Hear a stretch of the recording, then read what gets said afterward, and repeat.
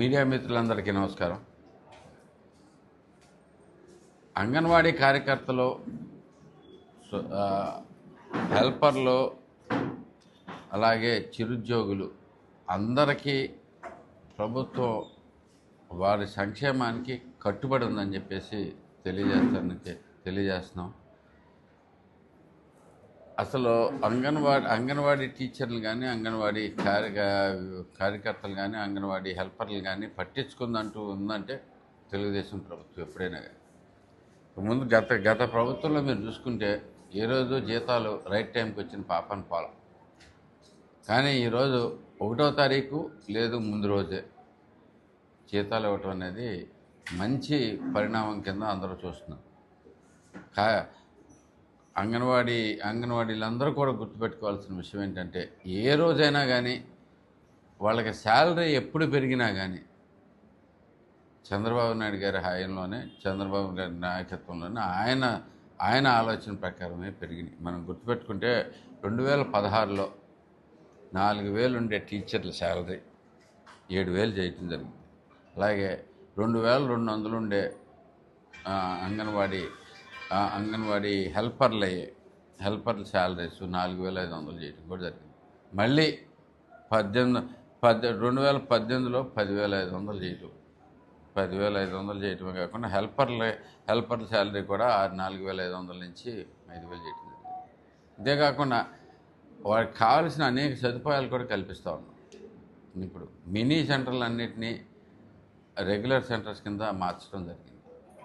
అంటే ఇంకా కొన్ని మిగిలి ఉన్నాయి, చాలా వరకు ఆ ప్రాసెస్ అయితే స్టార్ట్ అయింది. వీళ్ళందరూ కూడా గుర్తుపెట్టుకోవాలి, ఎక్కువగా వీళ్ళందరూ చూసుకునేది. ఇంతేకాకుండా మనకి వీళ్ళందరికీ స్మార్ట్ ఫోన్స్ ఇచ్చాము, వాళ్ళకి వర్క్ ప్రాసెస్ ఒకటి క్రియేట్ చేసాము. క్లియర్గా వాళ్ళు చేసే పని ఇంతవరకు ఏం చేస్తున్నారు అనేది ఎవరికి తెలియకుండా ఉంది. ఎక్కడ రికార్డెడ్గా కూడా ఉండేది కాదు. ఇవాళ రోజున ఈ సెల్ ఫోన్లు వచ్చేయడంతో మనం ఒకసారి వాళ్ళు ఎంత పని చేస్తున్నారు అనేది కూడా నిజంగా ప్రపంచానికి తెలిసిందంటే కనుక అది ఇప్పుడు చంద్రబాబు నాయుడు గారు తీసుకొచ్చిన విషయం.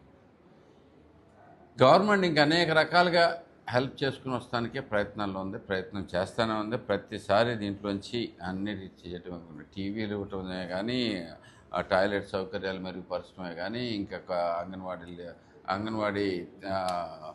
ప్లేసెస్ అన్నీ కూడా అప్గ్రేడ్ చేయటంలో కానీ అన్నిట్లోనూ ముందుండి ఫస్ట్ నుంచి చేపించుకొస్తాం. అందరూ గుర్తుపెట్టుకోవాల్సిన విషయం ఏంటంటే, మన